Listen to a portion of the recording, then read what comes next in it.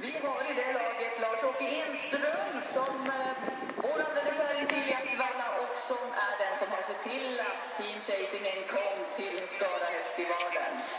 Vi har också Anna Hellberger och Jessica Thun. Och här har vi tre som inte har hunnit skaffa sig speciellt mycket erfarenhet utan visar att de provar den här sporten efter en väldigt kort inskolning.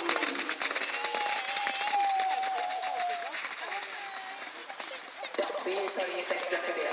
Och som ni ser så verkar hästarna trivas med det här väldigt bra och hittar sina platser och förstår